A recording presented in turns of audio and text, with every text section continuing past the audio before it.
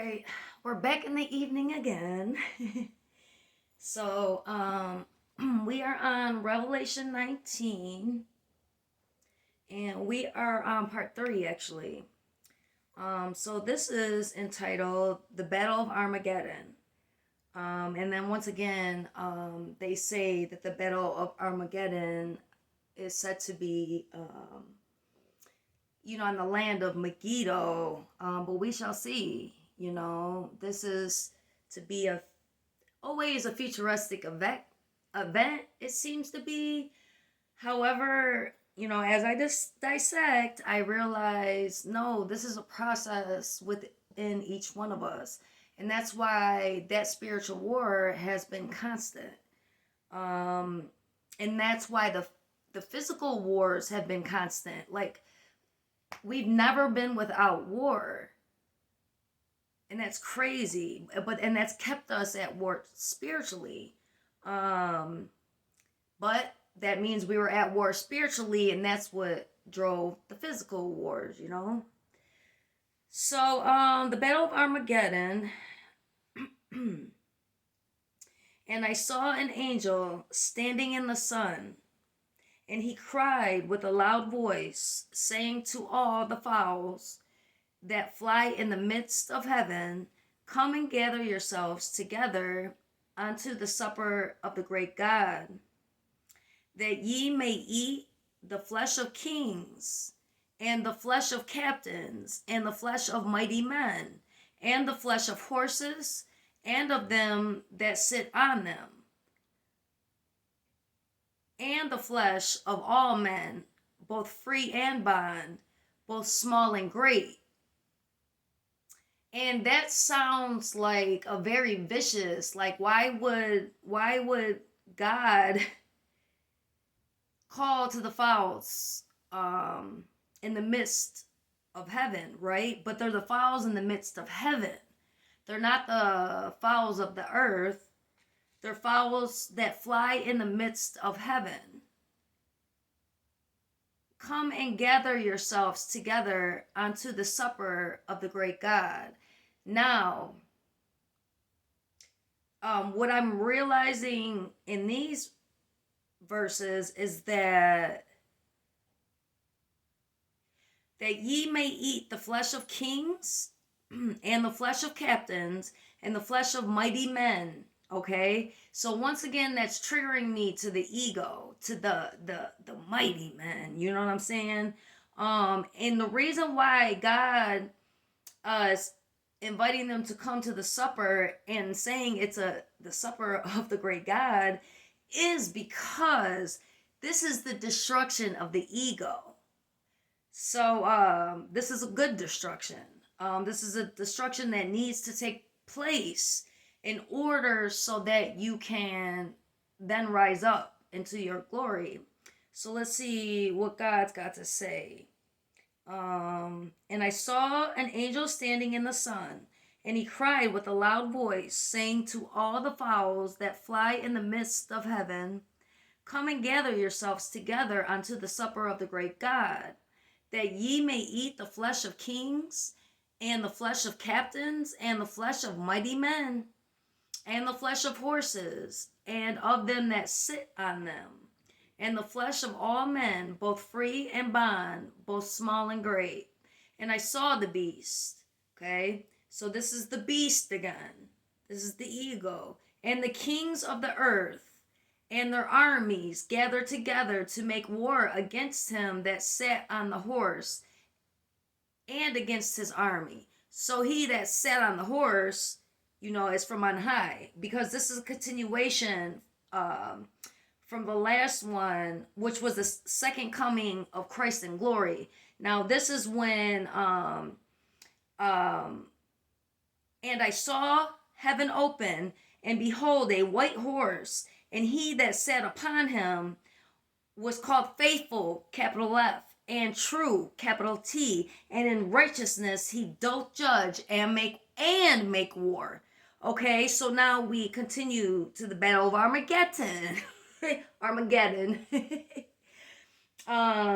Yes. So here we go. Okay. So the beast rose up again to make battle with the one on the horse. All right. So, okay. The Lord is talking to me because every time I feel I overcome um, a major, like, cyclic, energetic reoccurrence within my life, and I realize it, and I take steps to try to rectify, try to correct me on the inside, and this and that, and then it's like I overcome, and then all of a sudden the glory, the glory, and life's so wonderful, it is so great, it is so beautiful, and then turning that corner again, boom, here we go again. It's like the same things following type of deal. And then it's like, Lord, I thought I overcame this. But now I see here that it's like that beast rises up again. That's what I need to start. Okay. I think I'm realizing. The things of the world that come around again, even though it seems as if you've overcome and you faced it, and then lo and behold, here comes that same energy again, like it's seeking you out.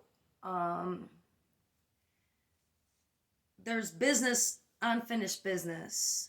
In this moment, I'm realizing there's a lingering unfinished business. But it's showing here how, because it keeps speaking of, you're overcoming, you're stepping up levels, you're seeing the glory of heaven, or you're being in the glory of heaven, and then all of a sudden, here comes that wicked one or that beast. And then again, we have another battle, So, let's see how he says to handle this. Okay, the one that sat on the horse was faithful and true, and in righteousness he doth judge and make war. And then you saw the angel calling out to the fowls in the midst of heaven, that ye may come for the feast. And I saw the beast and the kings of the earth and their armies gathered together to make war against him that sat on the horse and against his army. And the beast was taken, and with him the false prophet, that wrought miracles before him, with which he deceived them that had received the mark of the beast, and them that worshipped his image. These both were cast alive into a lake of fire, burning with brimstone. And the remnant were slain with the sword of him that sat upon the horse, which sword proceeded out of his mouth, and all the fowls were filled with their flesh. Okay, I understand this now. I understand. See, that beast comes up from the depths, right? Comes up from the depths. That's that anxiety, that like gut filled anxiety, like the worst anxiety. And that's that beast like rising up. And then, that beast gets wounded, and then he miraculously heals, and then he pursues to devour and climb up your chakra system. Climb up, and that's how he's getting through the whole system. And then those energies are spawning off of each one of those chakras too, because the chakras spin. The energies, and then the spinning, it gets distorted and it gets out of whack, and then your spinning isn't like it's not in sync and in tune with the spinning and the natural energies of the earth, right? So then you start to perceive like an inverse perception, kind of. And that's when people can start to see the blackness in your eyes. When that third eye is covered in blackness, and you allow it to be at the crown chakra, um, another person can actually see the blackness within your eyes. See, the eyes are the seat to the soul. And wow, I see the demons in people's eyes, and I see the different degrees now at this point.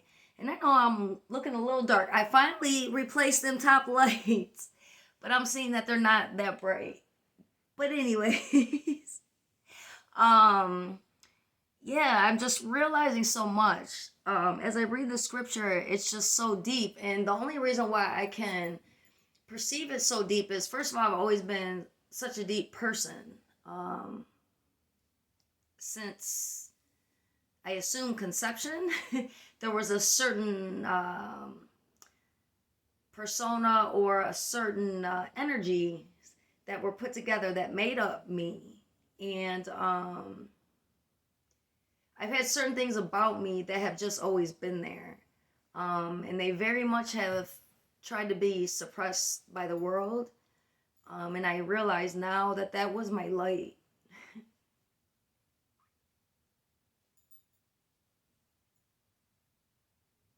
My divine inheritance. Suppressed for the world. So I could always live an impoverished life. And when I say impoverished, I don't mean just financially.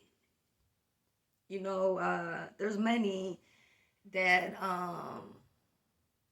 suck from that light and feed off that light that are completely unaware that that's what's happening. That's what's being done. So that's where the impoverished for me comes into play first and foremost. And yes, that translates into my physical capabilities. As far as being financially secure and things like that, you know, I've always kind of scraped to get by, even though I've always kept a job. I've always held really multiple jobs, because I haven't been able to be full in my spirit, and in who I am.